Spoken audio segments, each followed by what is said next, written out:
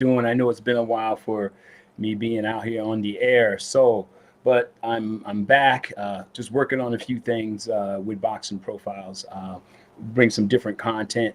Um, Boxing Profiles is a channel to where we are. Not only do we cover boxing, we actually cover all sports. Okay, it's all about boxing, but then again, it's also all about all other sports, which is very, very important. Okay, because there are people that are not into boxing, but we want to reach all these different communities that are out there. So if you're a young athlete or a professional athlete and you're looking to get yourself marketed, then you need to contact Boxing Profiles. That's right, Boxing Profiles at gmail.com. You can contact me and get right back to you right away. Folks, I was inspired today uh, to do this podcast because of a friend of mine. His name is Theo or Jonah. I hope I said the last name right. Uh, he's a friend of mine, and we do some sporting events together. And so we were talking boxing, and he came up with some really, really good conversations. And also, there was another gentleman after me and Theo got finished talking on the phone. There's another gentleman. His name is Matt. I went to my laptop and I watched a podcast last night between Danny Garcia was giving his take on Earl Spence and Terrence Crawford. Um, because Danny Garcia fought Earl Spence as a pro maybe a year and a half ago, maybe just a little bit longer. And then Danny Garcia also fought Terrence Crawford when Terrence Crawford was an amateur. So he kind of knows both fighters. But this particular gentleman, Matt, thought I was being biased towards um, Terrence Crawford. And Matt, if you're out there, I don't know who you are, I don't know where you live, but Matt, no, I was not being biased. Basically, what I was saying to explain myself to you is I just think that Earl Spence is a much better and more rounded fighter um, because of Earl Spence's abilities. When Earl Spence was inside, excuse me, when Earl Spence was an amateur fighter, Earl Spence was dominating. He was knocking people out when he was an amateur. So this man has been a phenom in the amateurs. Now he's in the pros and he's still a phenom. Okay. And nothing against Terrence Crawford because Terrence Crawford is also an excellent fighter. He didn't have the success that Earl Spence had in the amateurs. Okay. And all this makes a difference. And I'll tell you why. Because I'm going to go back to the beginning, something that a lot of podcasters don't talk about. And this is your foundation in boxing. What type of foundation do you have? Okay. Earl Spence's foundation, okay, and his technical ability is great. Terrence Crawford, he has a great technical ability also. So I'm not being biased towards one fighter. I just said tell the truth about Earl Spence. The man has been dominant from his amateur days to his professional days. And some of you guys out there will say, oh, that doesn't matter. That was when he was an amateur. No, everything in boxing matters. And here's why. If you have no foundation, you're gonna be garbage. It's just that simple. Okay. But if you have a great foundation, you're gonna be a great fighter. Okay. Not taking nothing away from Bud. Again, I look at Bud. Bud is doing all the things he's supposed to do. But so is Earl Spence. Do I favor Earl Spence over Bud Crawford? Absolutely, because of what he's done. Okay. Not saying who's gonna win. Okay. But I have my own opinion to that, and I'll tell you who I think is going to win the fight, and I'll give you reasons why. The reason why right now is because I see Earl Spence being the more aggressive fighter. That's number one. I see him being more aggressive. Okay. I think Terrence Crawford is going to be on his heels. Okay. He's going to try to use a lot of angles. Okay. Okay. I'm not going to get real off into that because then that's a whole different other conversation. So I don't want to put myself in one little category. So I'm just gonna go off with just different things, okay? I mean, Terrence Crawford's got a great jab, okay? Who knows? Maybe Terrence Crawford may come out there. Maybe Terrence Crawford might be the person that's going to be the aggressor. Maybe Terrence Crawford is going to be the one that's going to stand in front of Earl Spence and throw all the blows and put hands on Earl Spence.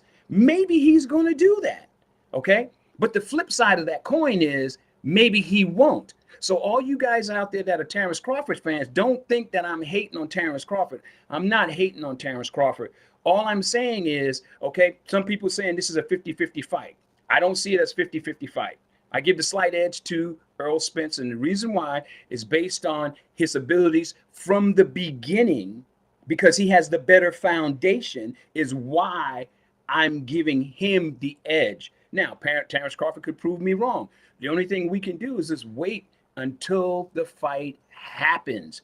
If the fight happens, then, hey, everybody could say, hey, man, I told you so. But as of right now, as a person that is a boxer, okay, former boxer and a professional coach and amateur coach right now as we speak, okay, I look at Earl Spence as the complete better fighter. I know all you other guys out there, all you boxers and all these other people may say, hey, man, nah, dude, you wrong, you wrong. Look, I'm entitled to my opinion. That's what this country is all about. Okay. Everybody has the right to make their own decision. And just because I don't agree with you doesn't mean I'm a hater.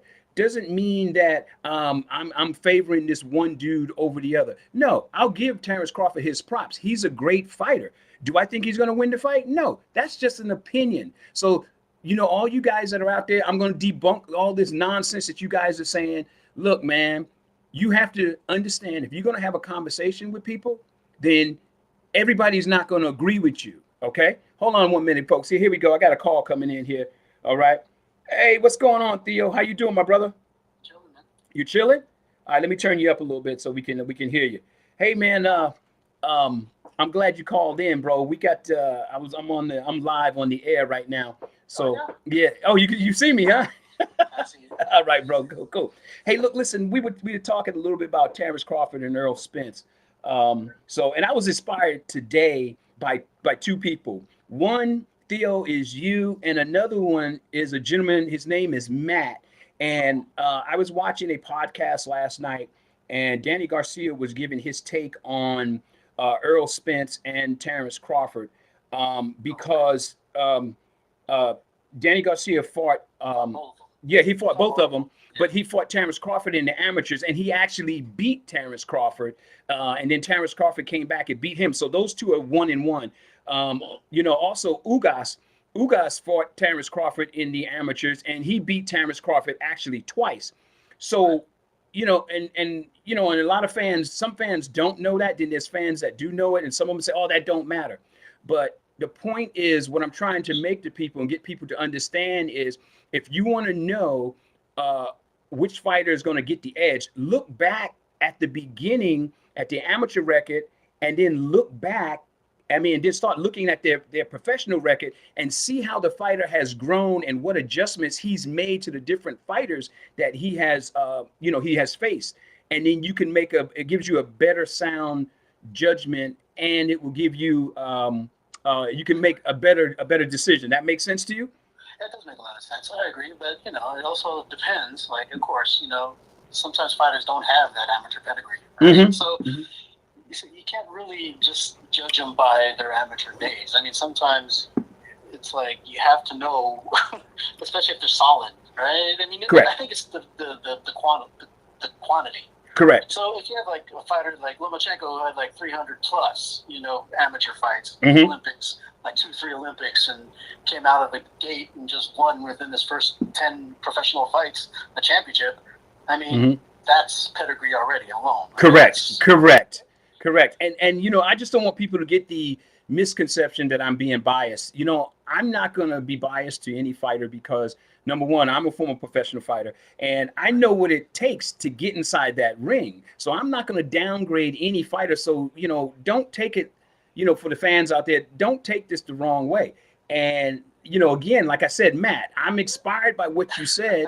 And Matt, anytime you want to come on the show, you just go ahead and you just say, "Hey, man, I want to come on there and voice my opinion." Your opinion is more than welcome because these conversations need to be put out there, and that we can agree to disagree without arguing. That is what's important.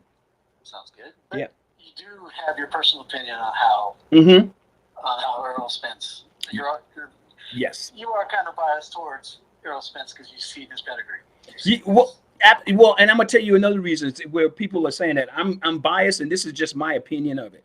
I'm a little biased because of the actual the way Earl Spence fights. Okay, now like I said, I'm 60 years old. Okay, I've done this way before Earl Spence, way before Danny Garcia, way before the Terrence Crawfords. All those guys. I've already done it. Okay, way before Mayweather, all those guys. So the bottom line to it is, and the fighting style that I fight is similar to Earl Spence's, and and it's a successful fighting style. It's actually very one of the most strongest fighting styles that's out there. The way he does it, okay? Because one thing a lot of fighters don't want to do, they don't want to mix it up on the inside, okay? And we see that, okay? We see that. His body attack on the inside. Oh yeah.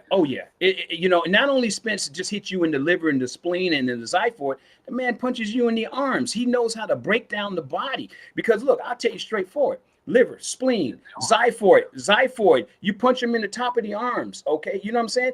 All these things, what they do is they start breaking your opponent down. It start weakening him, okay? And these are the things that need to be said. A lot of guys don't. I hear podcasts and they don't talk about that sort of stuff. Okay, give me your honest opinion on who's going to win. Here we go. Let's get right into it. All right. Okay.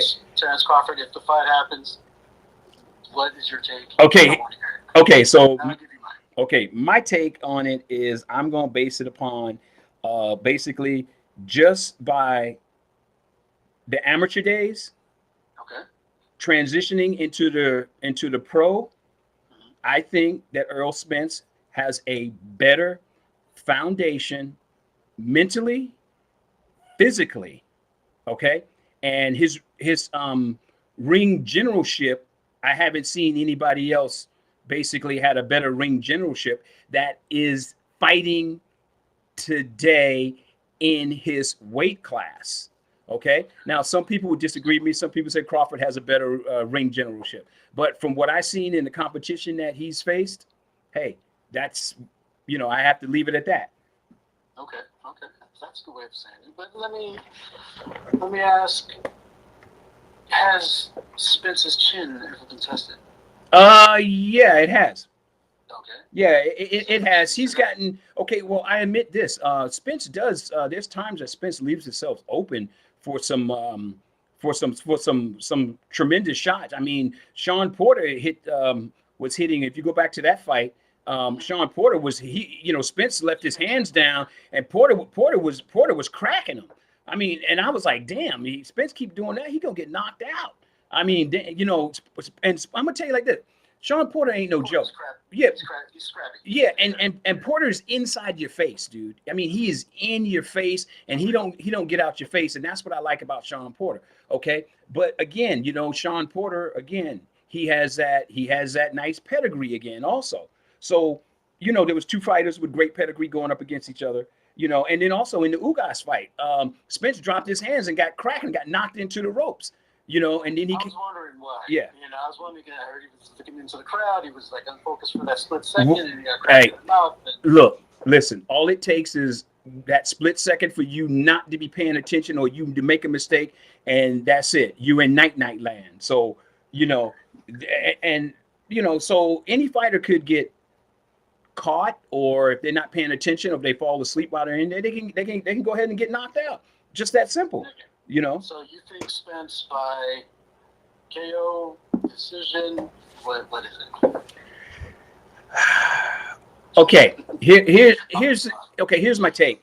When I'm looking at this, I'm looking at the fight in a way that it is okay. If Spence go in there and he dominates Crawford, then definitely it's going to be a stoppage or a knockout.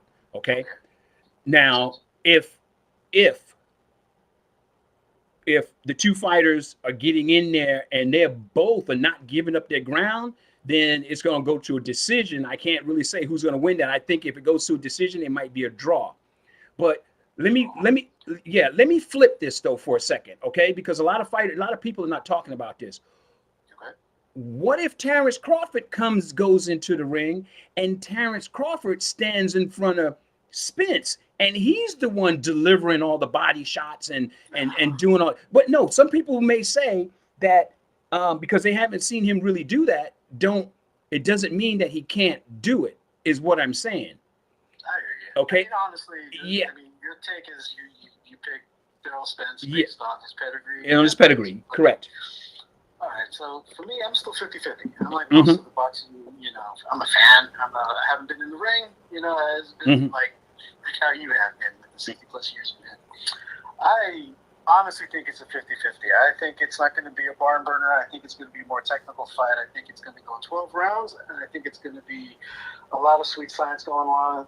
I think jabs are going to be very important. It's going to be it's like high speed chess. You're going to see you're going to see a lot of counters. You're going to see a lot of feints happening. You're going to see a lot of basics, jabs.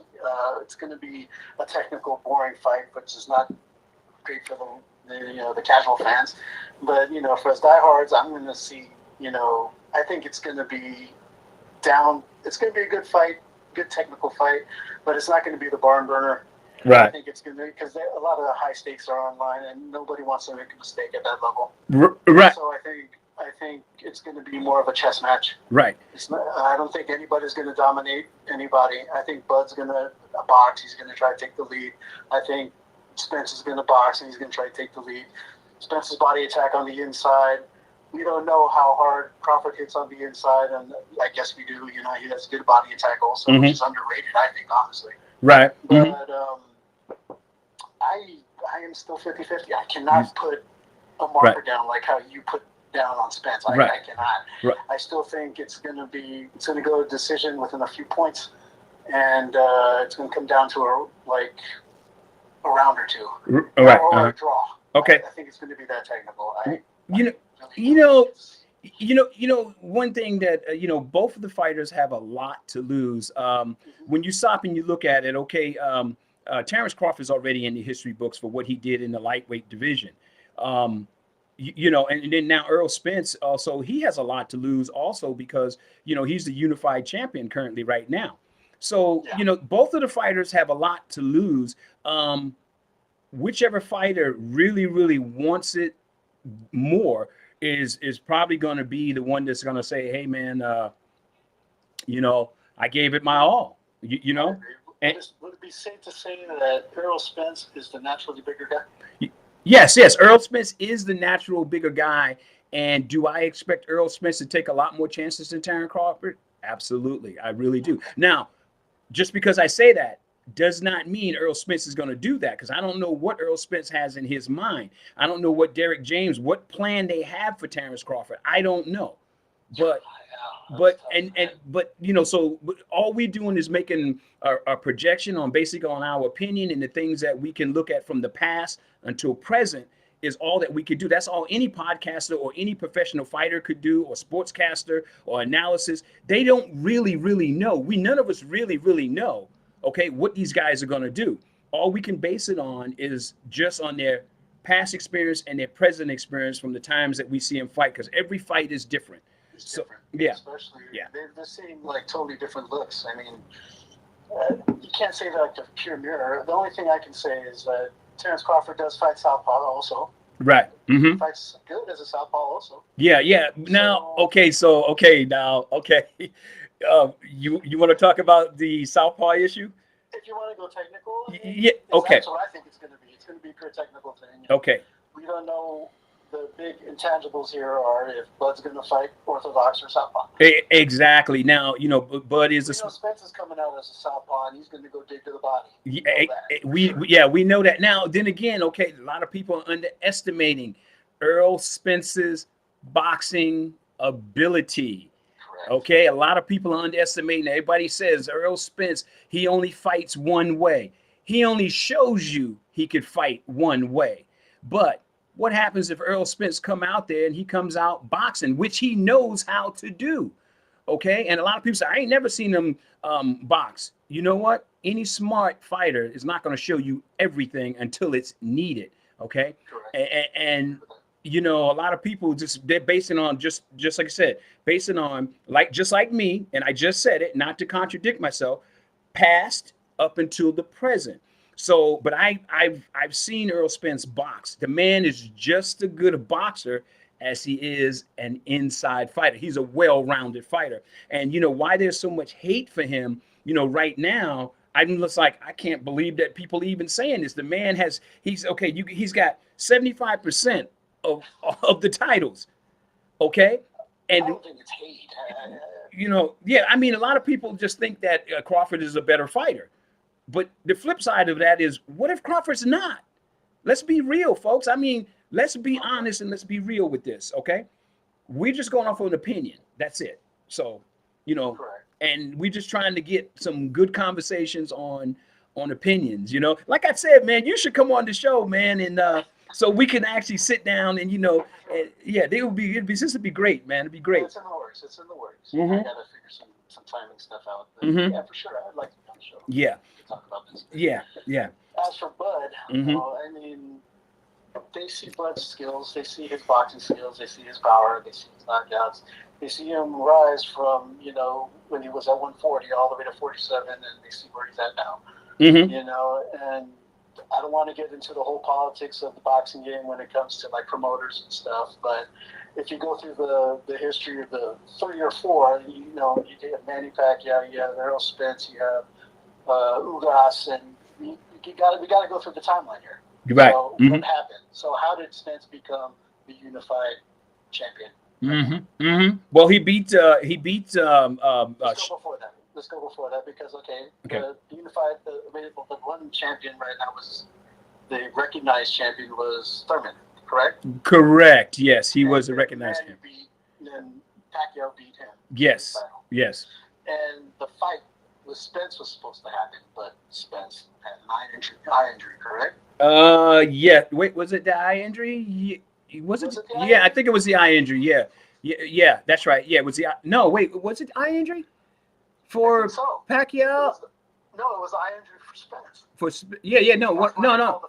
What I'm trying to say, I'm trying to remember. Was it the eye injury? I think it was the eye injury, and then when he, That's why you got put in for. Yeah, that's correct. Yeah, you're right. I was just making sure. Yeah, you're absolutely right. 10 days notice or something like that. And he became the champion. Correct. Yes. Correct. So, and then I think the next one was he had that car accident.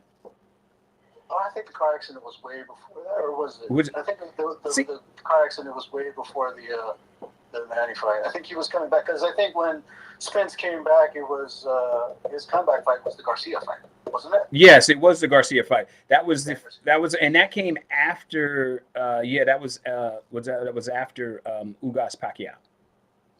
Yeah. Was it after? Wow. You know. Now that I think of it, just to be sure, I go back just to look, just to check. You know what I'm saying? But yeah. But anyway, the point is that it happened. Okay, the car accident and the eye injury. But you know, Ugas won the fight. Yeah. And Spence totally took out Ugas to take the championship. Correct. To take the championship away from him. But before that, Earl Spence's first title, he fought Kell Brook, and I believe he fought Kell Brook, and then he fought Sean Porter. And then he fought Ugas, and he has all 3 of the titles. You know. Titles. Yeah. Yes. So and during that time, I think it was Terrence Crawford. He fought. What was his name? Was it Horn? Was it? He beat Jeff. Yeah, Jeff Horn, I think it was. Yeah, so he beat Jeff Horn so to get the WBO title. So, and now we have it today that these two will go at it, and you know, people saying that they're rivals. Okay, yeah, okay, fine. I mean, no objection to that. But you know, me as a person, I'm going back and I'm doing research on what Terrence Crawford was doing as an amateur, what Earl Spence is doing as an amateur fighter, and looking at the foundations of each fighter, and then looking at present day and seeing what changes they've made to their fighting skills and what other abilities they've added to it is going to make a huge difference to making a better decision. That's just my opinion on that. You know, maybe some people say, man, nah, I don't think that would matter. You know, so. Okay, so I think he became champion by beating Brook, correct? Correct. Kell Brook. The IBF championship. Yes. Yes. Okay. And then and then WBC for Sean Porter. Sean Porter, Yeah. that was Yeah. because Porter was a champion. Yeah, he was a WBC champion. Yes. Right, and he took the WBC from, so he has IBF and WBC. Yes. Mm-hmm. So, yeah, when he fought Lamont Peterson, I remember that, and then he got the payday with Mike Garcia, who came up to 47. Yeah. Yeah. Now in that fight, Mikey Garcia, although some people say that he was a blown up lightweight that went up in weight, but one thing about Mikey Garcia has great timing. Okay.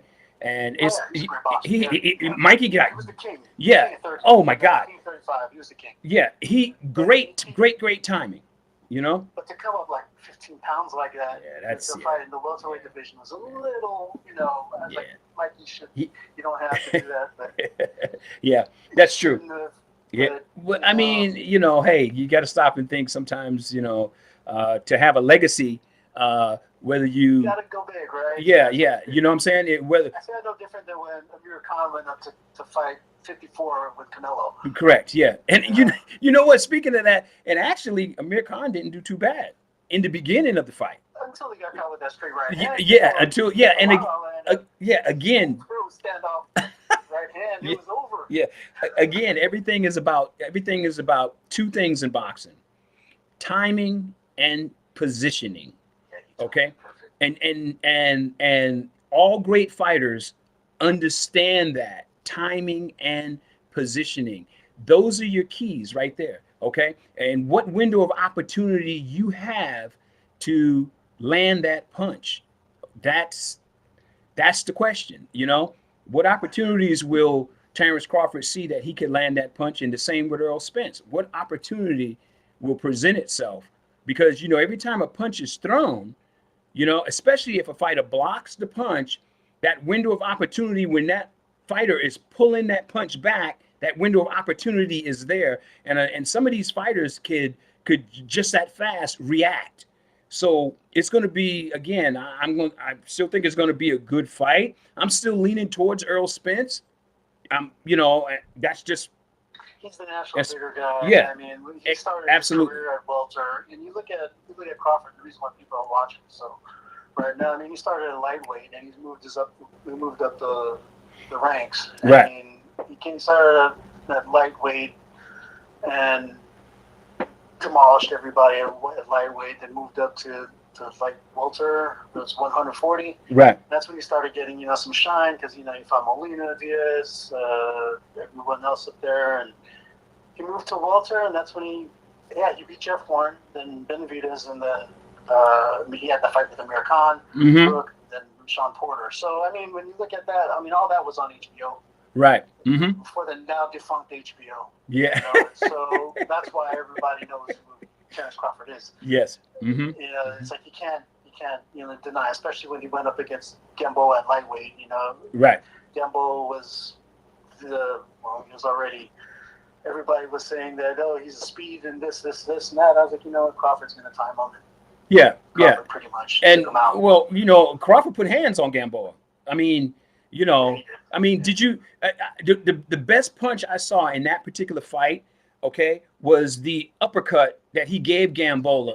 I mean, me and my buddy Jamon Lawrence, we call that punch a lollipop because when he hit that dude, I was like, oh my God, dude, he just hit that dude with that uppercut, man. I was like, oh, he hit him with a lollipop.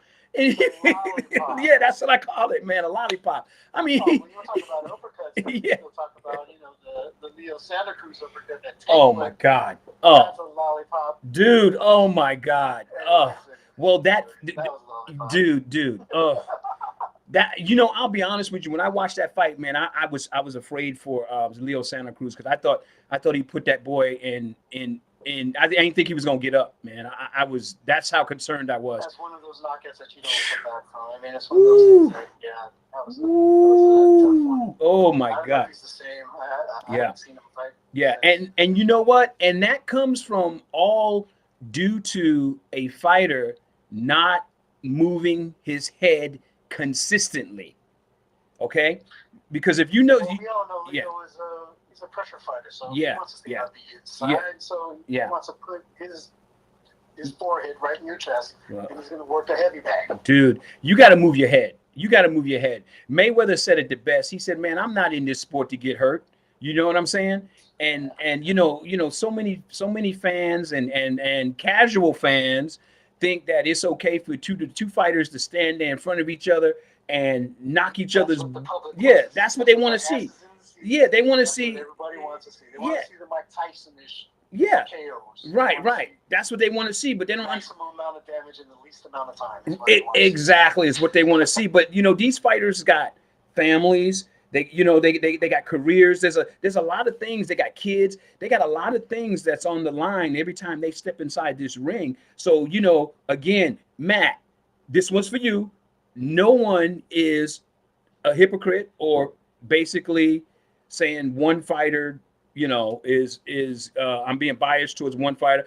Bottom line to it is, in my opinion, that I favor Spence, but I'm not saying Terrence Crawford may not win the fight. It's a strong possibility he could win the fight. Okay, a strong possibility. Listening, I'm 50-50, so I can't really put it down like how he did with Spence. Yeah. But I think Bud has a very good chance. But I think Bud is actually going to test Spence. I think so. I think he's going to test him. Yeah.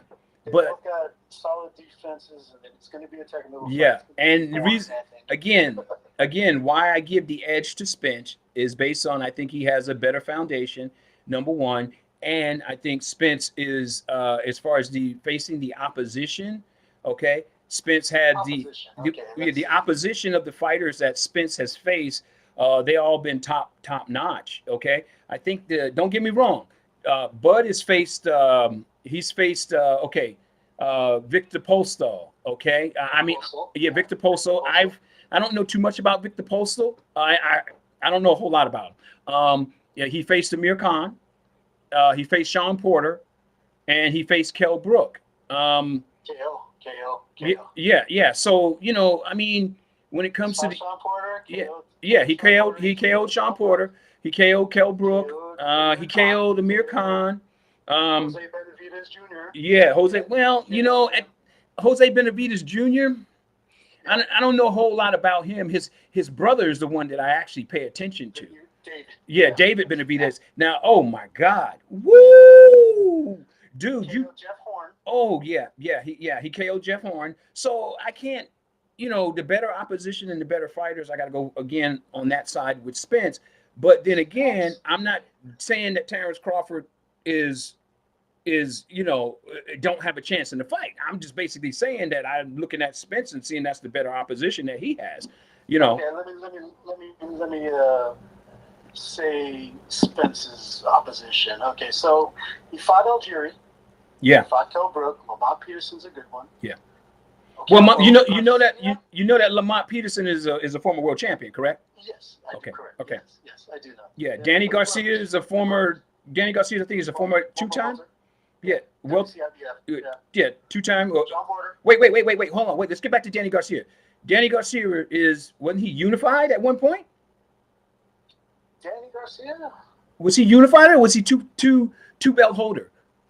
I thought he was unified. Again, that gives me something to go back and to get more and more knowledge on that. No, he wasn't the two-time. He wasn't unified.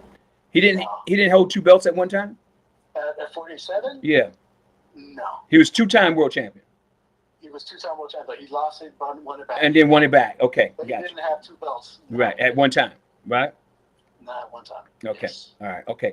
So again, there's a couple points to go back and look at, you know what I'm saying? And stuff, because with all these great fighters that are out there, it's like, man, wow. And keeping up with all of them is just like, whoo, that's a big task, It's not alphabet soup. Yeah, that's a When lot. When it comes to opposition, though, I think they're pretty much even. I mean, they both fought two of the same guys in Porter and Ugas. The only thing I give the edge to is the Mikey Garcia when it comes to being technical. Correct. They both fought Kell Brook and they both KO'd him. Right. Yeah. Both KO'd him. I mean, Chris Algieri was technically sound also. Yeah. Well, actually, Algieri he was a kickboxer, and that's what.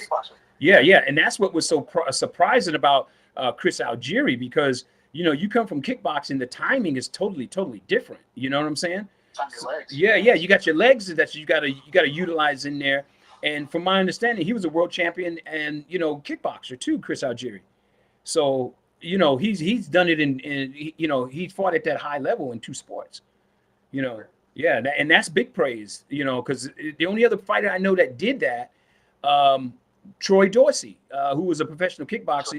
Yeah, he was a world champion, and he became a world champion in boxing also. So Troy Dorsey, he was a world champion in two different sports. That's amazing stuff. But again, some of the boxing fans don't even know who that is, because some of them are so young, they don't know. You know what I'm saying? So, I was like, wow, man. There's some amazing athletes that are out there. But again, I'm gonna give shout out to all fighters. Like I said, I'm a former fighter myself, and I know what it's like stepping into the squared circle. Well, let me correct that. Stepping into the squared ring. Okay. It's very, very dangerous, because at any given moment, one punch could end it all.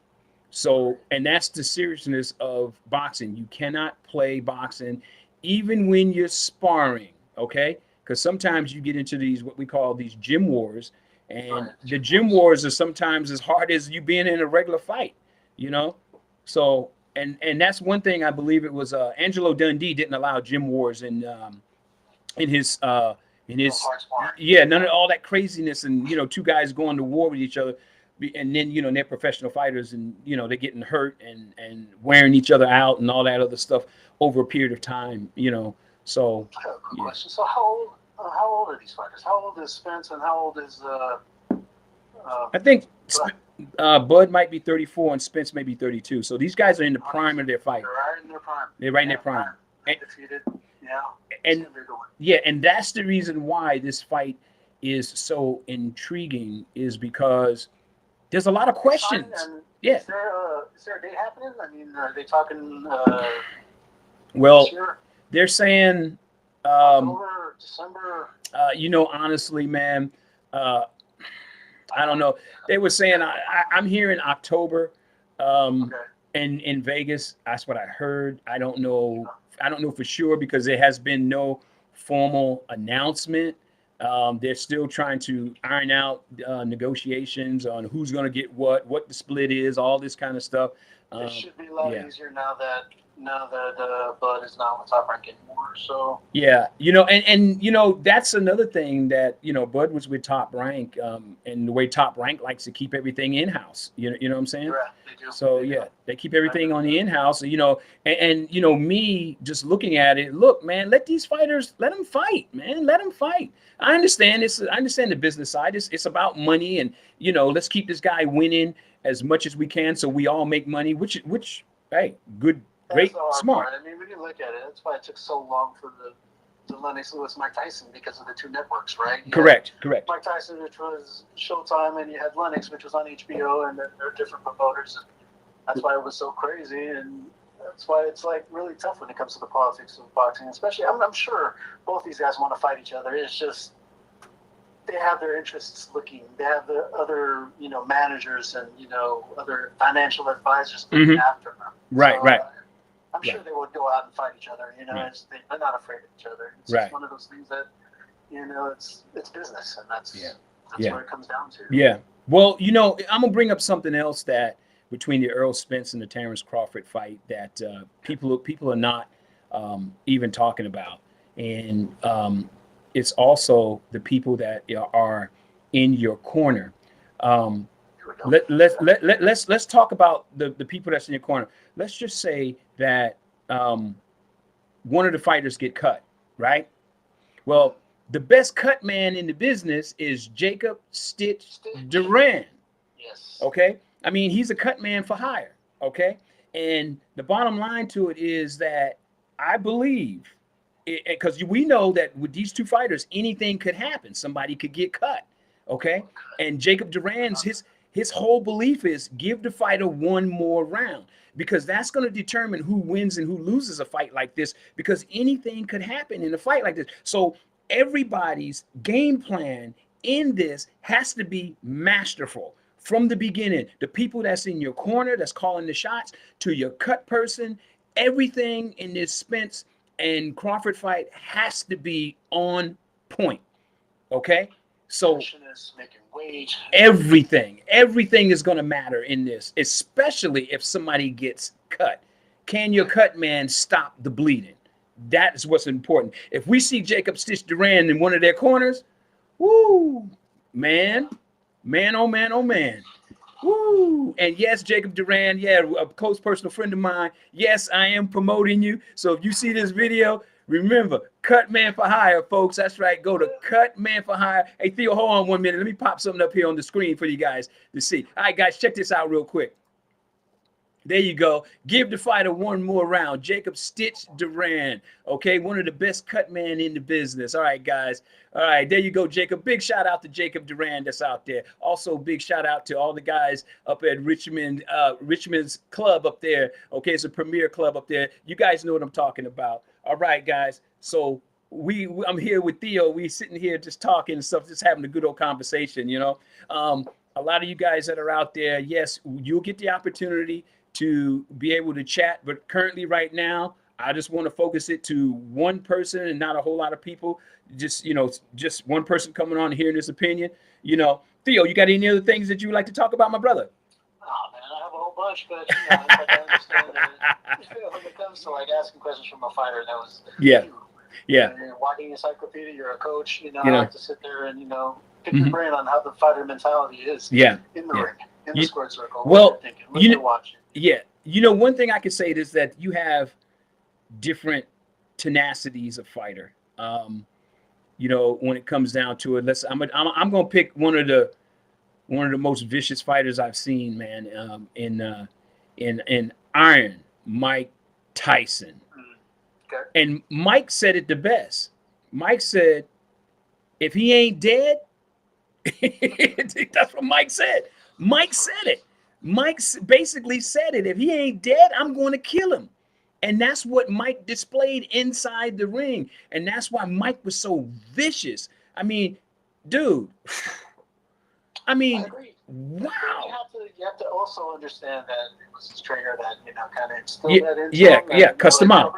Cuss. Yes, cuss him out. When it comes to the mentality of everything, you know, cuss. Who else is in Cuss's stable? I mean, who else did he have in it? He had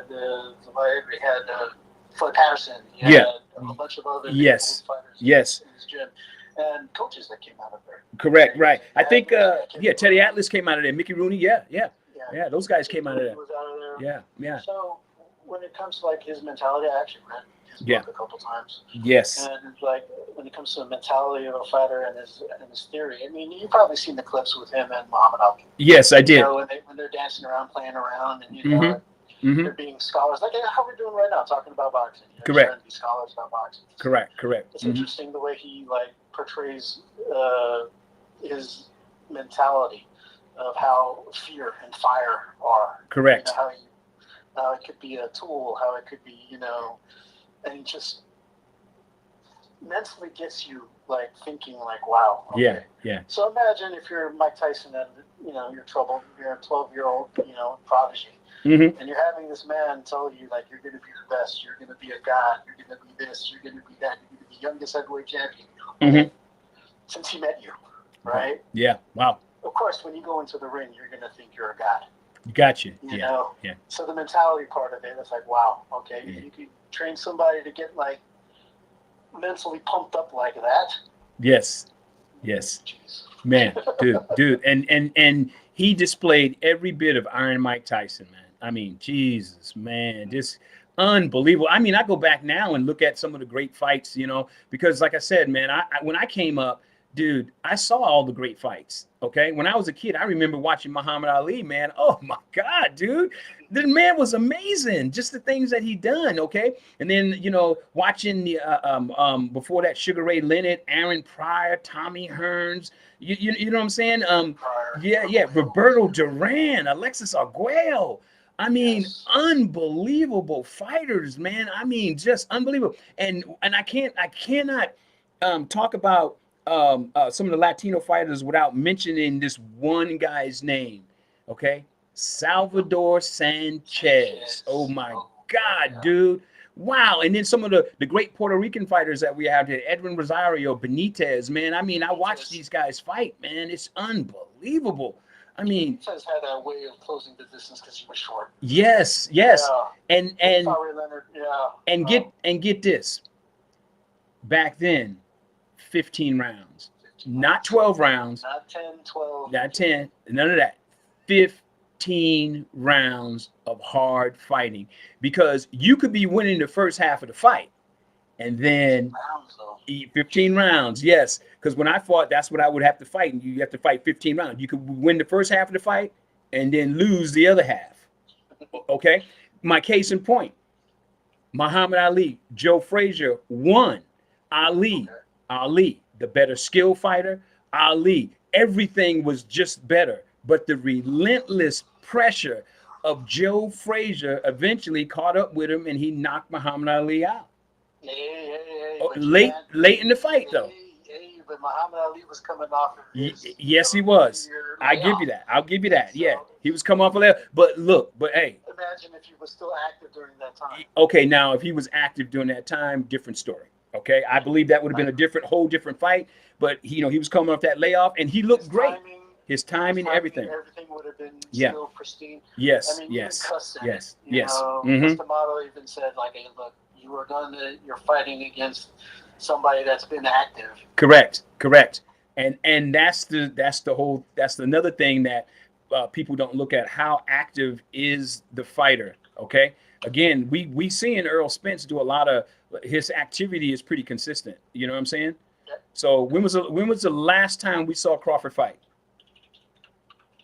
Was it the Sean Porter? It was a Porter fight, right? Okay, that was it. Year, I think it was the 20th.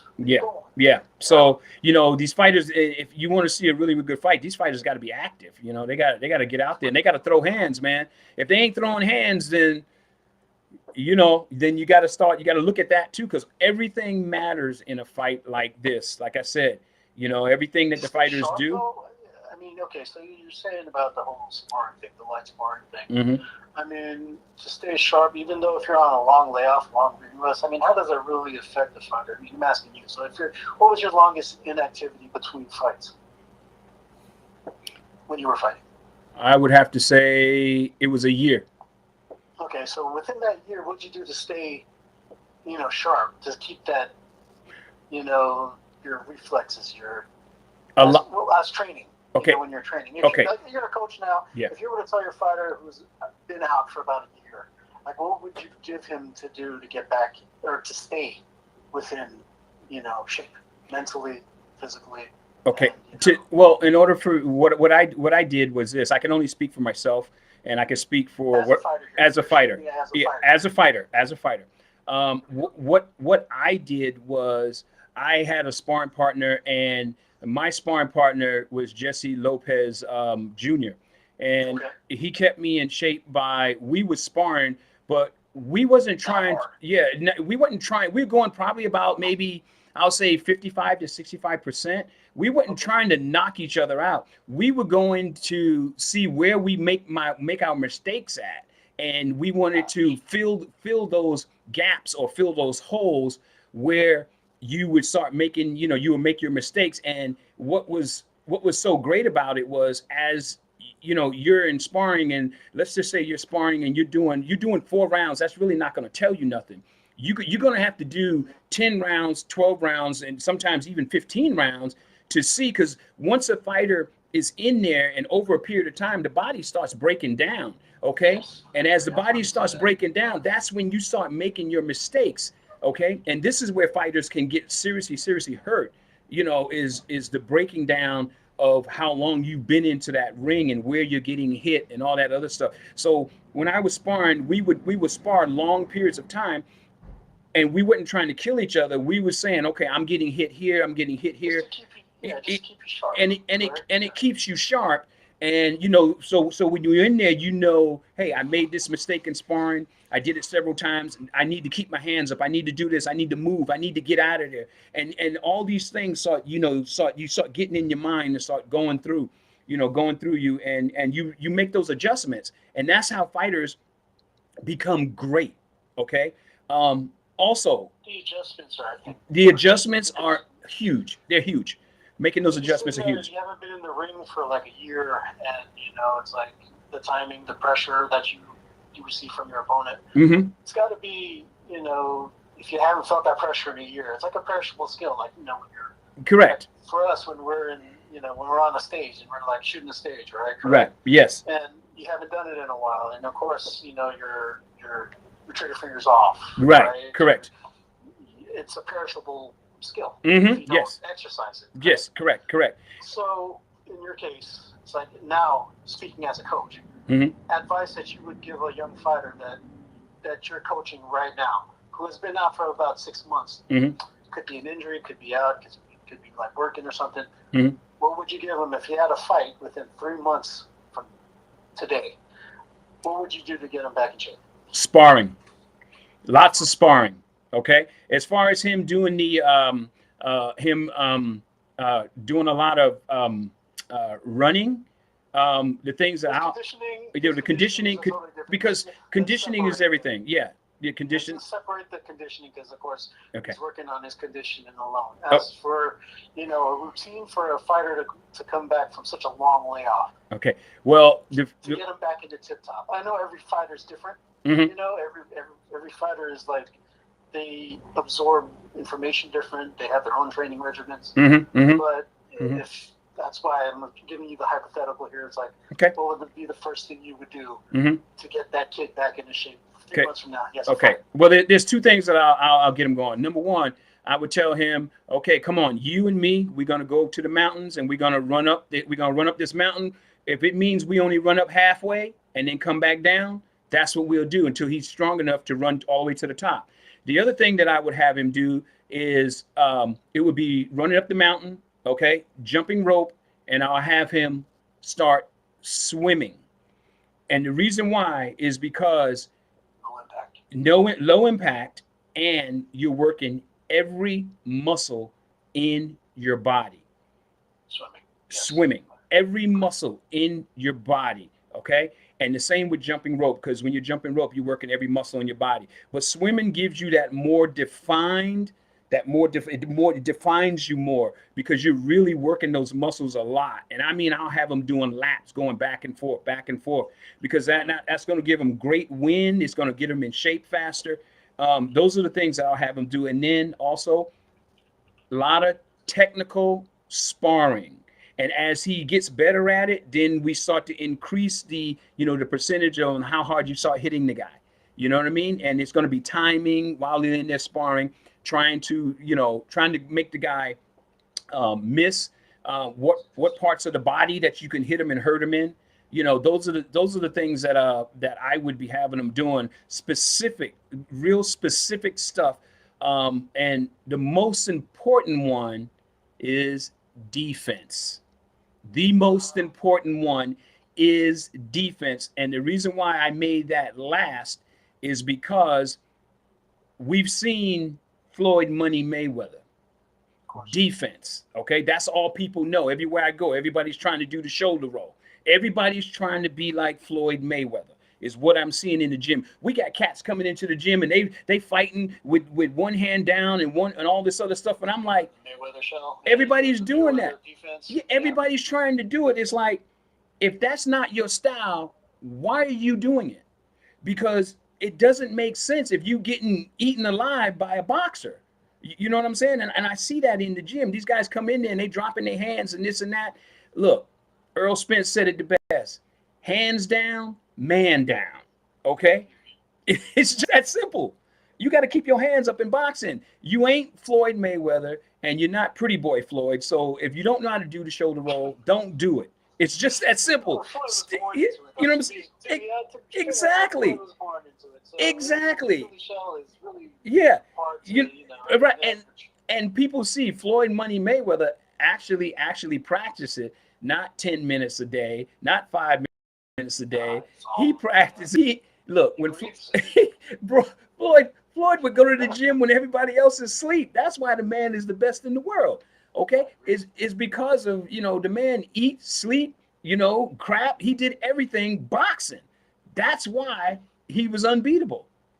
You know what I'm saying? He had no problem retiring. Exactly. And that's what I'm saying. And I see these young kids doing it. Now, don't get me wrong. There are some guys out there that are really good at what they do. I'm sure there can be. Yeah. At the same time, yeah. But all I say to them is fight your fight. Don't try to be like somebody else. Fight your game. If your game is the shoulder roll, okay, then do the shoulder roll. But if it's not, fight your game. Be the best at what you can do, not what somebody else has done. Now, if you want to steal a little piece from what Floyd did, what Floyd Patterson did with Muhammad Ali, Larry Holmes, and all these other fighters, then do it. But fight your fight to be the best that you could be. You know what I'm saying? Which I'll tell you like this. In my personal opinion, when it comes to the shoulder roll, the best person I've ever seen do the shoulder roll was James Toney. I was about to say, yes. Okay.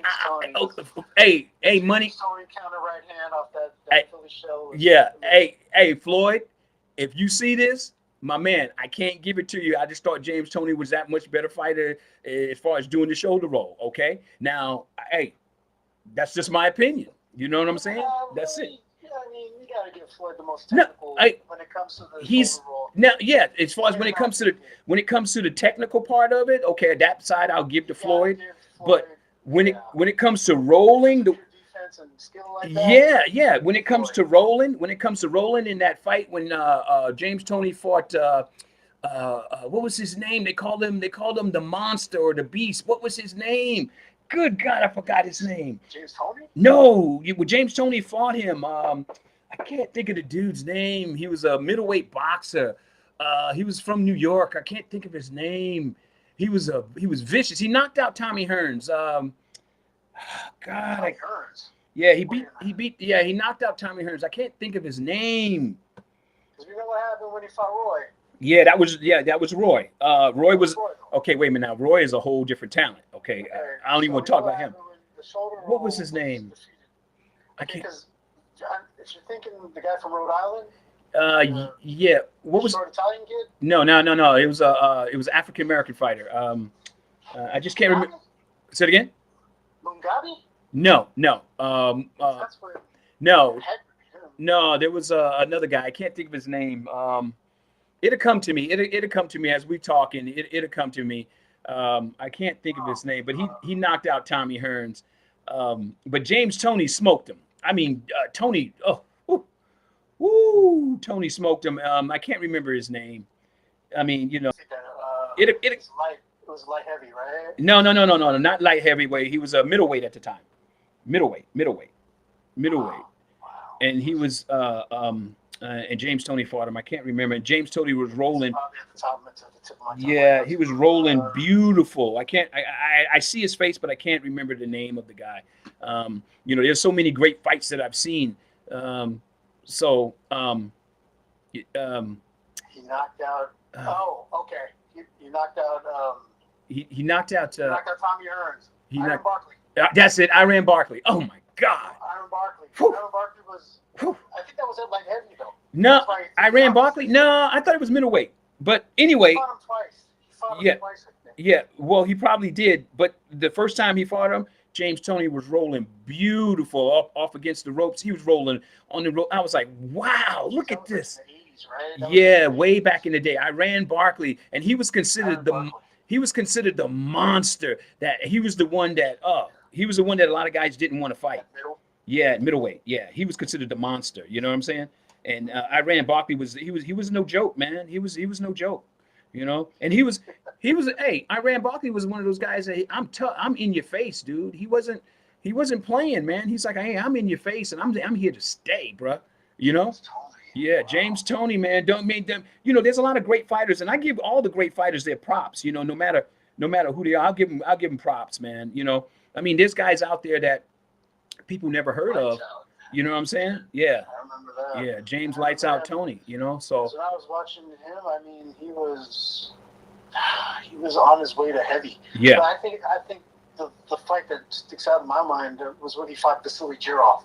Yeah. At Cruiser. At cruiserweight, That was like over 1,000+ punches. Yeah. And I remember that just going back and forth, and Vasily just throwing everything. Yeah, and see, and you know what? And that's another key to the fight that people don't talk about, and you know, and a lot of fans don't talk about it. What is your punch volume inside of 3 minutes? How many? What is your punch volume inside of 3 minutes is going to determine later on who wins the fight. Punch volume. If you punching more than 100 punches around.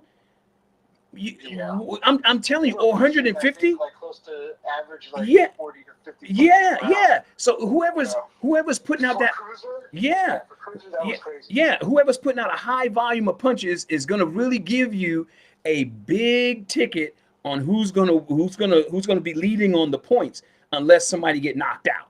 Okay, so and that goes back to any fight. It's punch volume also. What's landing? You know what I mean? You know what I'm saying? And how many punches you're throwing? Yeah. You know what I'm saying? And also too, you know, while we on the phone, we talked about this earlier in our conversation, was the fact that you know, about this unofficial scorecard, right? There we go. Yeah, Okay. let's talk about the unofficial scorecard. The unofficial scorecard is something that I completely disagree with. And the reason why is because I think it takes away from one of the fighters, because the commentary lean towards one. They're a fighter. Yeah, you know what I mean? They lean towards the guy who they is favoring. And it's like, you know, I disagree with that. We don't need the commentary there, because like you said, if we just turn the sound off and we just watch the fight. Just watch the hits. Yeah, then we can determine on who's going to win the fight and who's not. You know, we don't have to hear the commentary. You know, let's let the judges do their job, you know, and then, you know, then also too, I see commentary people say, man, that referee should have stopped the fight. Well, wait a minute, let the referee do his job. Have a chance. At the same time, though, I do give certain respect towards the unofficial. Right. Because, you know, Harold Letterman, rest in peace, he's a great judge before. You know, when he has his say on HBO, sometimes I agree with it, sometimes I don't. Right. But then it's the other three, like Jim Lampley, everyone else that's on the panel there, and that are trying to bias their fighter, the HBO fighter. Right, and that's what turned me off about the unofficial scorecard, is those guys that were biased about one certain fighter, and I was like, you know what, this is garbage. I don't want to hear that. You know what I'm saying? I don't want to hear that. Sometimes they get it wrong. Correct. You know, look, if I'm wrong, I'm wrong, and I'll tell the world I'm wrong, okay? Like I said, I'm leaning towards Errol Spence to win this fight, okay? But if I'm wrong, I'll come right out and I'll tell the world, hey, man, I was completely wrong in my analysis. Terrence Crawford went in there, and he beat the crap out of Errol Spence, is what I would say if Terrence Crawford do that. But if he don't do it, it is what it is. Okay, and I ain't hating on nobody. You can't say you're not biased, though. Right. Well, you know what? Some people will say I'm a little biased because, okay, and again, I said this is me. This is what I see. This is your opinion. This is me, because his style is the same type of style that I would fight. That's the reason why, because that's the same type of style that I would fight. And I know that style is very, very successful. Another fighter that fights like that's really, really successful, he had 100 and something fights, Julio Cesar Chavez. Okay, you know what I'm saying? So another a pressure fighter. But the difference between the way they do it is I'm a natural boxer. Okay, but at the same time, I would mix it up between the Mexican style and the boxing style. Okay, I'm not going to give you the same thing all the time. I'm going to mix it up. And me being a southpaw, I'm going to give you different looks. Okay, you know what I'm saying? Okay, talking about different looks here. Okay, so when I'm going to ask you this again, we had this conversation earlier about. Yeah. Okay, when you're in the gym, right? 80% you can say are orthodox fighters, correct? Yeah, 80%. So you're training with a lot of orthodox fighters as a southpaw yourself. Correct. Yeah. Right. Mm-hmm. So you're going to see a lot of looks when it comes to fighting a mirror of yourself. Yes, and you know what? Again, like you said, to see two left-handed fighters actually fighting the ring is other. Yeah, it's different. It is different. It's very, very different. So Bud's a natural orthodox fighter, correct? Yes. Bud's a natural orthodox fighter. Correct. So he sees all the looks from the orthodox side. Right. But when he switches southpaw, because he's a switch hitter and he's naturally good at being ambidextrous. Mm-hmm. Now the question is do they know the counters to their own mirrored style? Absolutely. Do you think they would function the same as they would if they were what they see in the gym? Absolutely. Yes. You fought a bunch of right-handers all day, and you're a southpaw. And if you're a southpaw and you fought a bunch of left-handers, can you make the transition between the two? Yes, you can. The same, and can you still circle the same way? Is my question. You okay? If you're gonna be dominant in your performance, you're gonna be dominant in your performance. It doesn't matter if the guy's going to be right-handed or left-handed. Okay. But you've trained in every well, see, here's the thing, right? Here's the thing when it comes to fighting. You have to be able to adapt to any situation that happens inside that ring. You got to be able to adapt. Okay, so let's get on Terrence Crawford right here for a minute. Okay. Let's do this. Okay. Terrence Crawford is a natural orthodox fighter. Okay. Correct. But when Terrence Crawford switches, okay, any left-handed fighter who's a natural fighter will notice that Terrence Crawford is off balance on his back leg. Okay, if you stop and start paying attention to his fight, when he switches, okay, that's why you see guys. It happened in a couple fights. He switched, and the guys just kind of walk right into him with a barrage of punches. And Terrence Crawford just starts throwing a whole lot of punches at that time because he's off balance, and he gets the hell out of there. You know what I'm saying? But you make a mistake. You make a mistake with a natural southpaw, he's going to jump right on top of you, especially somebody like Earl Spence. You make that mistake, okay? So go back and look at some of the Terrence Crawford videos, okay? And Terrence Crawford's been knocking people out with the left hand. Yeah, he's been knocking people out. Yeah, you know what I'm saying? But look, there's times that Crawford is off balance. Oh, and that's what it's, and I think Earl Spence will see that, and he can take advantage of that, And see, some people will say, "Oh man, he don't know what he's talking about, this and that." But okay, I think whatever. Terrence Crawford is a master counterpuncher. And no doubt. Comfortable on both sides. Yeah, that's why. Yeah, no doubt. Yes, he's no doubt until he faces someone that could counter his ability. That's what people. Okay, see, that's mention his feet, but you got to have if someone can counter your ability. Okay, and you could be a master at what you're doing, but if the other person you're fighting is a masterful boxer also. Okay, well, who do you give the edge in speed? Hello? I'm here. Okay. I'm thinking, and here's the reason why. Okay, so when you say edge and speed, who's faster? I would have to say I'm going to give the edge to speed to Terrence Crawford at that, at this point. The speed. Yeah, I'm going to give that to Terrence Crawford as the faster fighter. The more accurate punching goes to Earl Spence. Okay. Okay, footwork and speed. Ooh. I'm going to go with. Well, that's a good one. That's a good one. That's a really good question that a lot of people don't talk about. I'm going to give a little edge to Terrence Crawford, but. Earl Spence is a great. He cuts the ring off very, very well. He does. So yeah. And here's the thing. Mayweather said it the best. Mayweather said you can't run from Spence. So and here's the thing. Okay, see, this is what people say I'm gonna be biased, and I'm not being biased. I think because of what I see from Earl Spence, that Earl Spence. That's why I give Earl Spence the slight edge of winning the fight. Is because of his abilities and the things that he can do. And then a lot of people haven't seen him box. You know, when they see him box, I think that he's going to change their mind a little bit because the man can box. He could box, bro.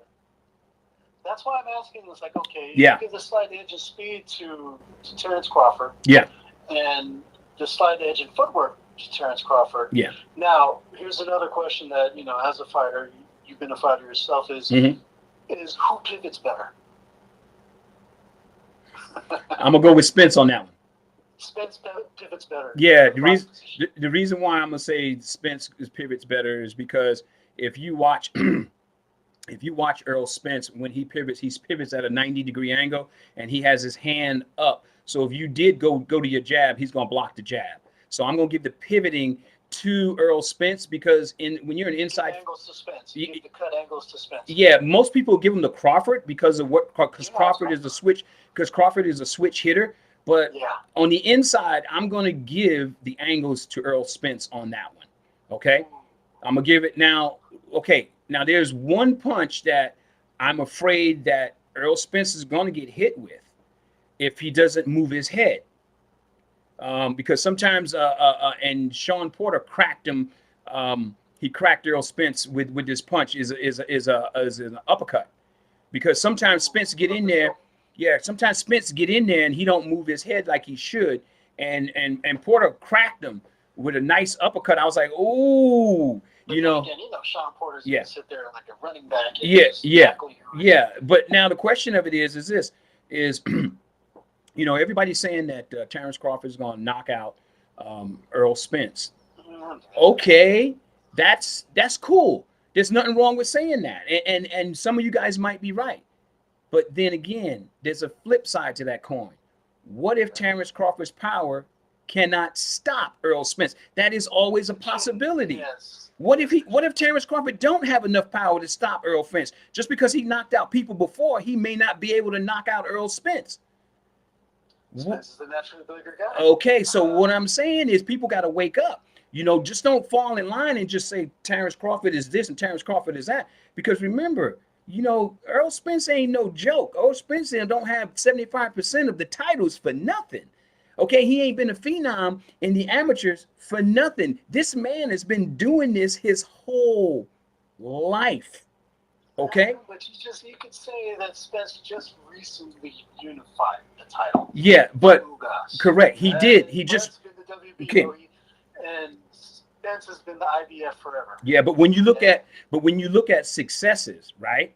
When you look at successes from the amateur career all the way up until the professional career, if you go back and look, Bud in the amateurs wasn't as successful as Spence was. Because Bud has got a couple losses on his record that was there.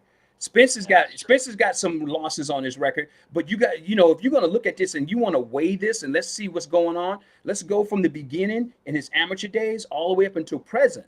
You know, let's measure everything. Let's just don't pick one little piece out and make your point from there. Let's look at the whole picture and then let's make a good, honest opinion. If you still say Crawford, cool, no problem. But for me, I'm looking at everything. That's how I look at it. Okay, I'm not looking at it as just a one-sided thing. That's why I'm giving the edge to Spence. Okay, and speaking of that, Spence body attack, everything, and it's still 50-50. Yeah, because I think Bud's going to counterpunch all night. I think it's going to be a technical born fight. I think Spence is going to try to rush the body attack. Yes. And I think it's going to be ebb and flow. I think it's going to go back and forth. Yes.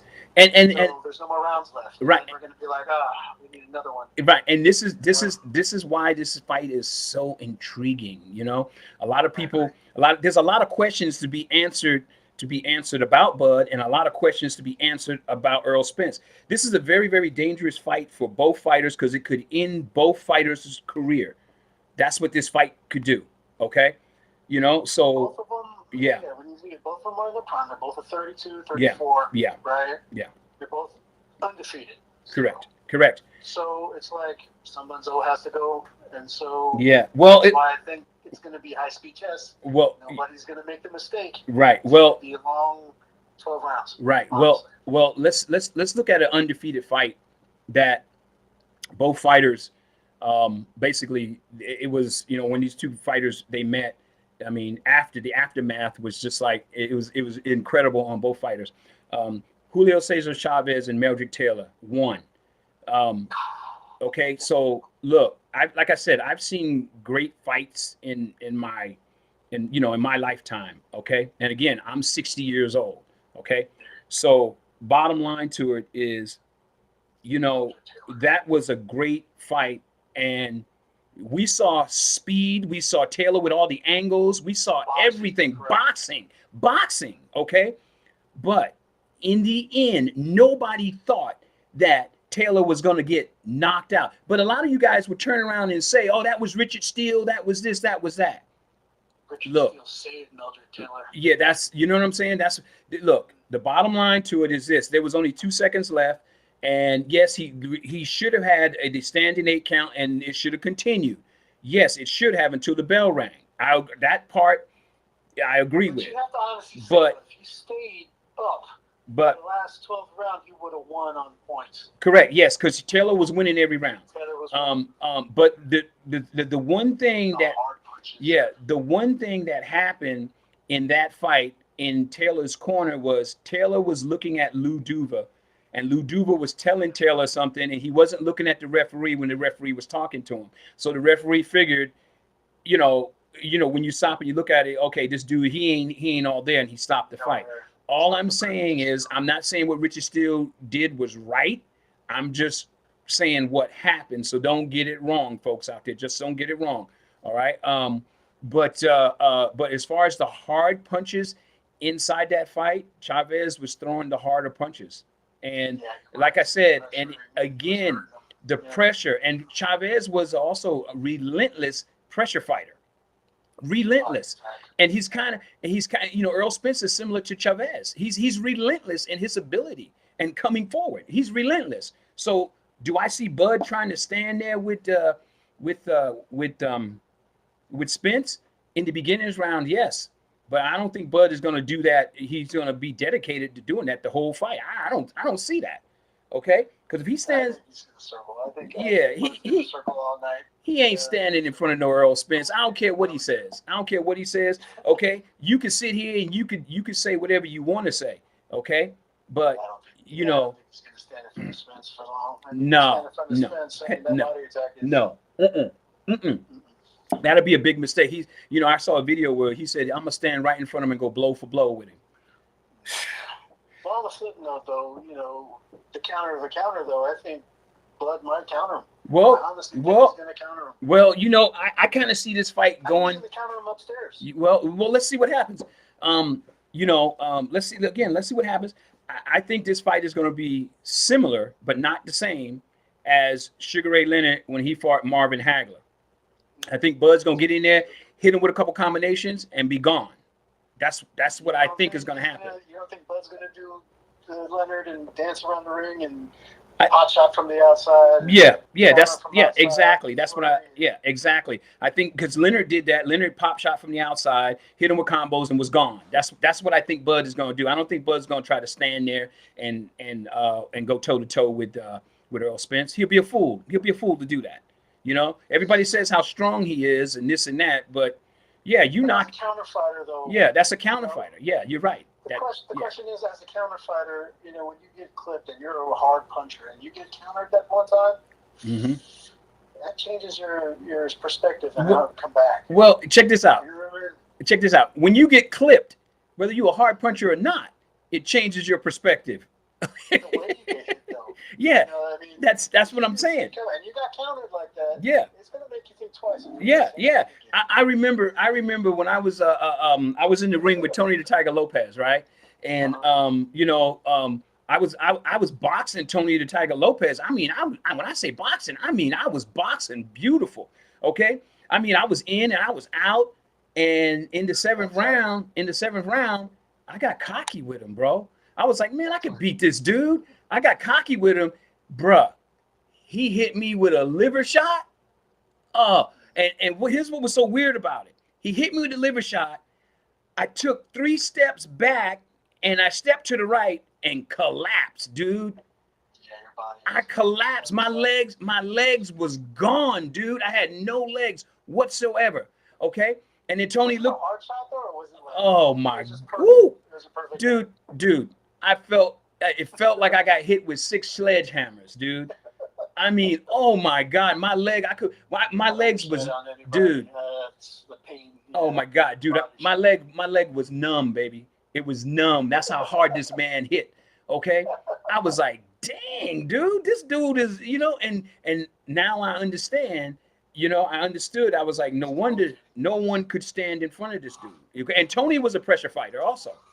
So, you know, all it takes is one good shot to get clipped one time, and it don't have to be in the jaw for you to get hurt or get knocked out. It could be a body shot. People ain't thinking about that. That's why I think that butts. Yeah, they ain't thinking about that. Body attack is underrated. Yeah. To the body also. Yeah. So again, there's a lot of different ways that both fighters could win the fight. I give the slight edge again to Spence. So hey guys, I want to play something real quick for you guys on the Errol Spence fight. If you guys haven't seen this is something right here for you guys. It's a little treat. This is a little treat that from Boxing Profiles. This one for you, Errol Spence.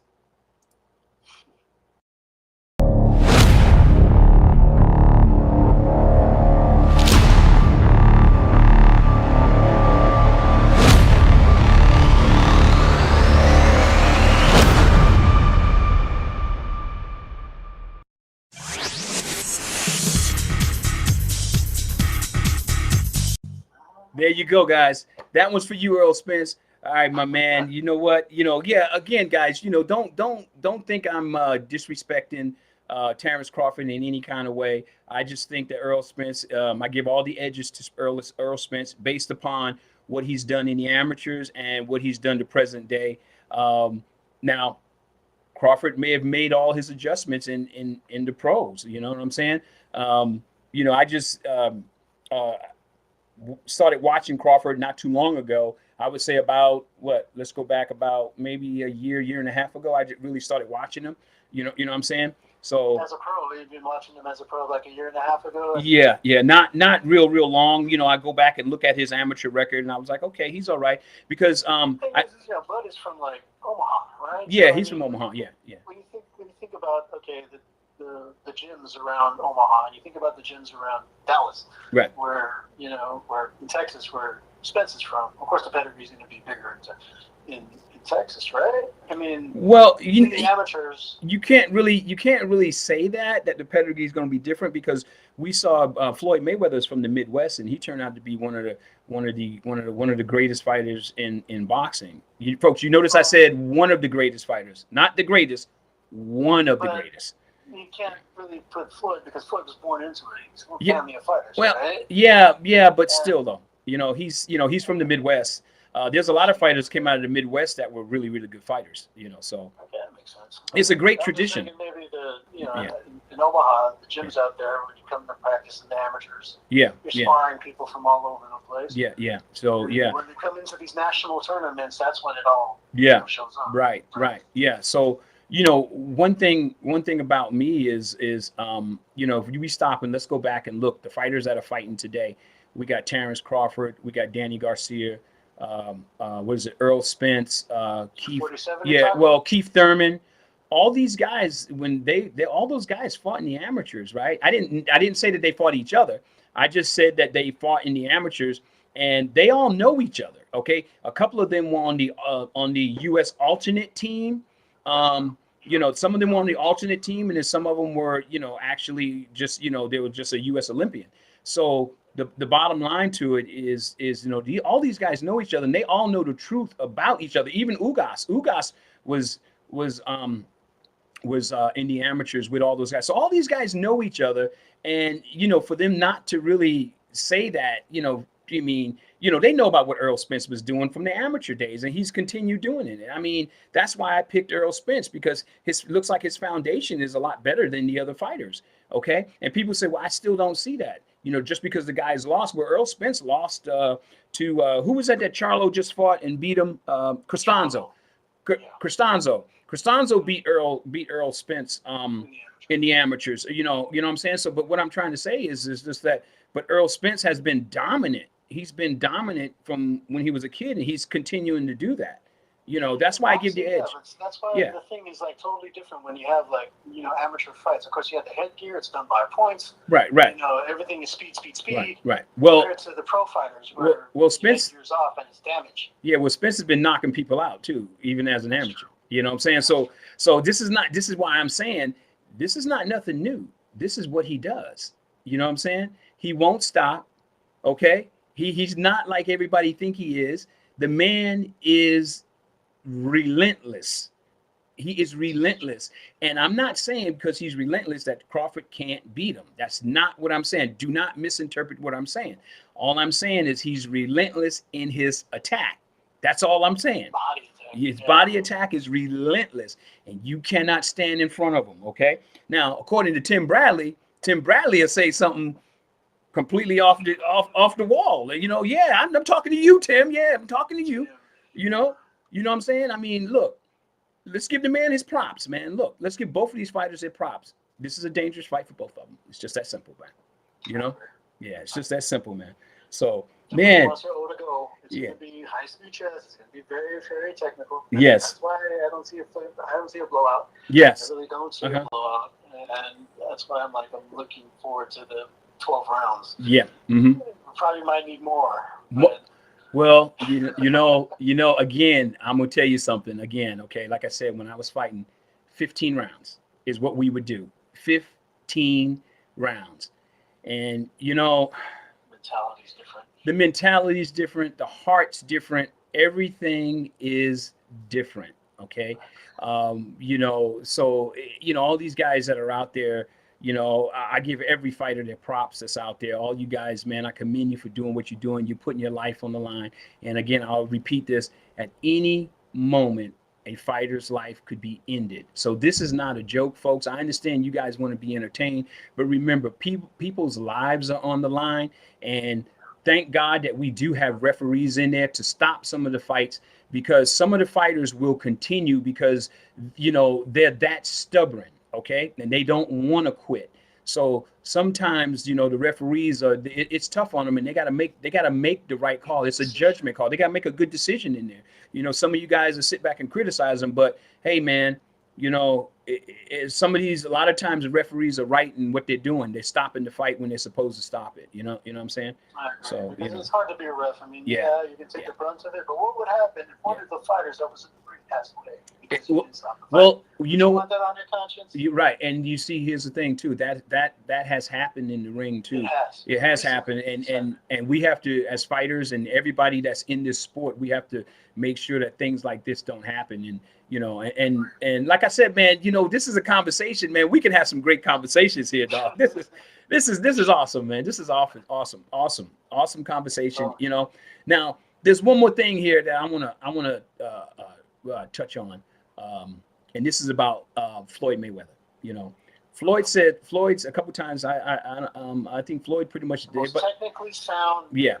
Boxer for his generation. Yeah, for his generation, a lot of people, Floyd, a lot of people look at it and say Floyd done everything there was in boxing. Okay, all right. Well, I don't think it. I don't. Take that away from him? No, I can't take it away from him. I'm not taking nothing away from him. Floyd's great. I love what he's done. What he's done is inspired. Floyd has inspired a lot of these fighters to become undisputed. And we're living in the era of the undisputed. I've said this before in my other podcast. We're living in the era of undisputed, the best of the best fighters we're seeing in this generation, and there's nothing wrong with that. When you say something like that, though, I mean, okay, for example, it's kind of tough on, say, for Floyd, right? Because nobody was around. Well, he had a couple of great fights, correct? Yes, in his generation. Another person we need to talk about is Roy Jones, because Roy Jones, I call it the Roy Jones complex. Right. When at light heavy, when he was at 168 and he was there was nobody that could. Exactly. Speed, and agility, and anything. Yeah, and up to light heavy, same thing. Cleared out the light heavyweight division, undisputed, 6, 7, 8 titles. Right. Went up to heavyweight, which I thought was going to be the end of his career, and then came back down to fight Antonio Tarver. Yeah. And that's when he started going downhill, because that weight drop from pure muscle to 175. I mean, killed Roy. Yeah. But anyways, you when know, it comes to that, I call it the Roy Jones complex yeah, because, like, in his generation, in this time when he was born, for his like decade of fighting, there was nobody around that could test him because, it was like he was that much of a marvel. right. You know what I Right. mean? Yeah, got you. And It's only until the tail end is when you start to see the chinks in the armor, when you start to see, when you start to lose reflex.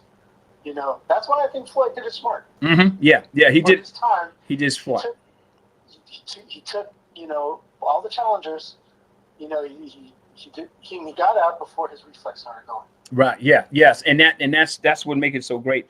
Hey, you know what? Canelo's got the Roy Jones syndrome.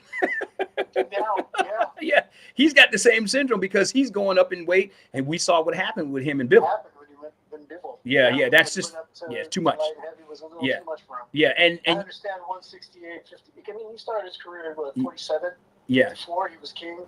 Right. 68, he was king. Right. And then, I mean, he's trying to find, there was no one to beat in his division, so he went up to fight Crusher at 75. Right, yeah. And then he beat the Crusher at 75. Mm-hmm. And then that's what gave him the go-ahead to go fight.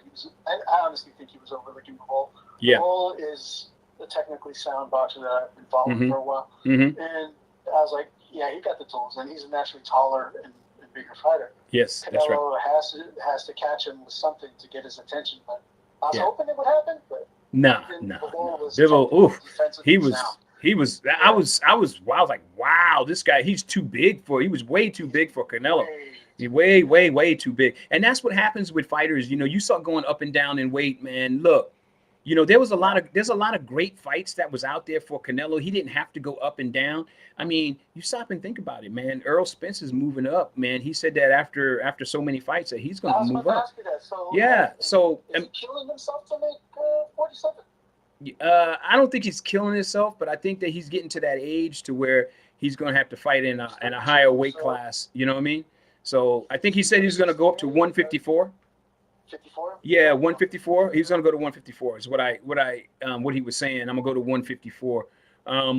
So I mean, Canelo would fight at 154 at one time. So you stop and you think about it. Hey, I mean, they're doing this for legacy, though. Exactly. They're doing it for the legacy. Yeah. And I understand that they're trying to make the fights because there's no one in their division to fight. They're correct. Trying to find the baddest thing, that's coming up. Right. And what would make a great fight between Canelo and Earl Spence? Earl Spence. Ooh. Oh my goodness. King of the body punch. Yeah, man. Oh my goodness. You talking about a great fight. That'd be a nice fight, So, and I had heard something out there. I don't know how true it is, because some people say all kinds of craziness that Canelo turned down $55 million to fight Earl Spence. That's what I heard, but I don't know how true that is. That's 57 or 54. Well, see, that's the question. I don't know what weight it was. I saw that and I was like, man, really, please, come on, But to make a long story short with it, all these different fighters out there, we can get great fights. There was a fight that I said years ago that I thought that should have happened, and I'm gonna bring it up right now. It's this fight right here, Devin Haney against Tank. Now this would be a great fight to watch because you got a power puncher, and you got a technically sound guy. Whoo, man. Well, he's on the radar now because Haney just beat Kambosos and has the titles. Yes, that's right. Unified. Yes, that's right. So Tank. Yeah. Wow. You know what I'm saying? That would be a good fight too. Yeah, there's a lot of good fights that are out there that can be made, but the question is, too early though, I think.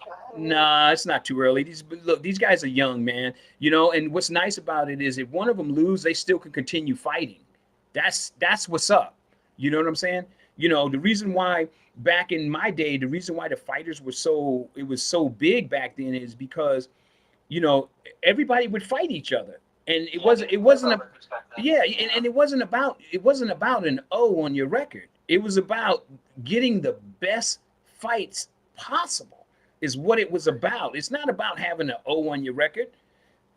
I mean, it's about fighting the best in the game and creating that legacy. That's what's up. You know, that's what's up. Everybody's going to win and lose at some point if they continue doing this, you know. You know what I'm saying? I mean, you know, Mayweather did it smart. He got in, he did what he had to do, and he got out. Yeah. You know? Yeah. You know what I'm saying? But there's one fight that Mayweather I haven't seen. I haven't seen Mayweather fight another defensive fighter who had just the good of skills as he did. Now that because there's no one as defensive as Mayweather. That's true. Well, that's what I'm saying. No, there's guys out there that's got a great defense. It's just that they're not known. That's what's up. Okay, that's what's up. You know, so if there's a guy out there that's got, you know, that's got a great defense and he's a boxer today, hey man, get yourself out there, man, and let's see if he can, you know, because that'd be something to watch, man. I would love to see Mayweather fight another defensive fighter because most of the fighters that he fought, I think most of them stood right in front of him, bro. You know, no, there's a few. There's a few that box, but not.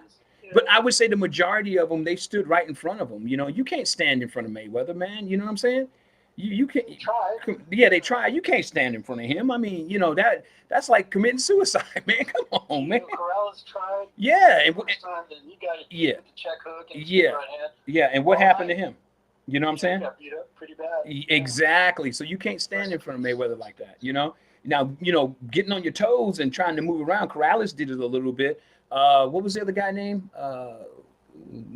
Marco Antonio Barrera, was it that he fought? No. I mean, Corrales, the round of the, I think is one of the round of the years for its time. Yeah. One of I put it down in my Mount Rushmore of rounds is the Castillo Corrales. That's it, Castillo Corrales. That was a good one. Yeah. They both went down. They both went down in the 10th. Yeah. That was. Got back up and yeah, that was a barn burner there because it's like, man, who you think is gonna win? And I think Corrales had one of his eyes almost closed too, didn't he? Yeah, it was closed already. Yeah, it was closed. I was like, yeah. The left hook. Yeah, I was like, Jesus. Thought that Castillo was gonna win. Exactly, and see that's what's up with, you know, people, you know, in these fights that anything could happen. You know what I'm saying? Anything can happen. And I know a lot of people was favoring, you know, Castillo. They were like, it was favoring him. You know, didn't some people? All the way through. Yeah, they were favoring him, and look what happened. You know what I'm saying? You know, so, and you know, with that being said, Corrales came out there and just like, you better knock him out. I remember Joe Goosen saying, you better knock him out now, and he just came out there. Ding, yeah, it was over. Yeah, you know. Talking about rounds, I mean, do you have a few rounds like on your Mount Rushmore of rounds, boxing rounds that you got? Yeah, you know what? I haven't, like I said, I haven't really think about it because there's so many. I've seen so many great fights, but one of the great fights, man, and that I saw. See, you just give me one round, man. That's hard to. Okay, I could say one fight, but I would have to say, oh man, dude, I would have to say. I'm gonna go with my. I can say Gaddy Ward 9. Oh, okay. I would. Know what I mean? Okay. Say Gaddy Ward 9, and that was the most craziest round ever. Hagler Hearns 1. Yeah, that was good too. That was good.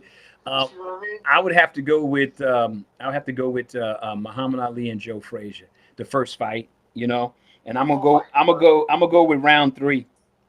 Round 3. Yeah, I'm gonna have to go with that. Yeah, man, because you know what? I mean, like I said, man, Muhammad Ali was putting hands on him. In fact, Joe's face, if you go back and look at that fight, his eye was closing. His you could see his jaw and everything was all messed up. He was all busted up. But Smoking Joe still, he knocked out Ali. You know what I'm saying? Left hook, put him down. You know what I'm saying? So that's what I'm talking about, man. You know, it was a whole different breed back then, man. You know, it's a whole different breed. And you know, a lot of people, you know, some people are not old enough to, some of them didn't see the fights, and then some of them go back and watch the tapes, so they know a little something, you know. So, I'm but one of those people, man. You know, I'm just a fan. Yeah. About Mayweather's age, so I'm just there watching the fights as a fan. Yeah. So, you know, it's just one of those things, man, that just happens, you know. So, you know, hey, man, I'm gonna do a little quick clip here. It's like maybe a 10-second clip on the 21st Century Fighter. It's just a real quick thing. It's a mini series that we're going to be doing. Boxing Profile is going to be doing. So here's it's a small little clip. Okay, guys.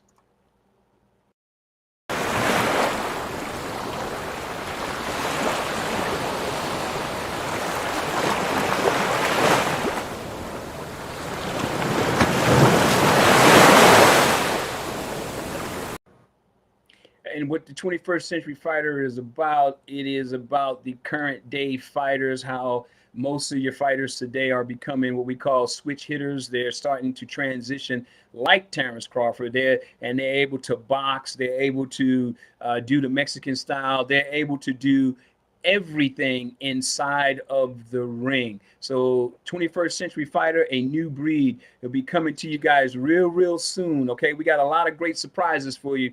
Boxing Profiles is just, you got to be patient, folks, and just wait. You know, we're gonna have some great conversations here. Okay, all right. So hey man, Theo man, it's been great. You know, we've been on this thing, man, for almost an hour and 40 minutes, brother. I just looked at it right now. Man, Wow, dude. okay. This is what I'm talking about. This is what it's all about, folks. It's about you. We agree to disagree. Again, Matt, you inspired me to do this show, as well as Theo, that's on the phone. Okay. All right, Matt. So Matt, if you want to come on the show, we can go ahead and we can discuss things. Hey, just go ahead and email me at boxingprofiles@gmail.com. And bro, I'll go ahead and send you my number where we can set something up and we can sit back and we can discuss everything. Remember, we can agree to disagree, and I can hear your opinion and let your opinion be known, because what you said has great content in it. And that's what we want to bring to everyone, is great content. Again, I want to thank Theo, one of my friends, man. In fact, he'll be coming on the show real soon. And look for Boxing Profiles, guys, okay? And that's all I got. And we'll catch you guys in a minute. With that being said, all right, guys, Theo just said goodbye. You guys say it again, Theo. Till the next one, guys, for sure. All right, guys, you guys have a great one. And that's all I got, and I'll catch you in a minute. All right.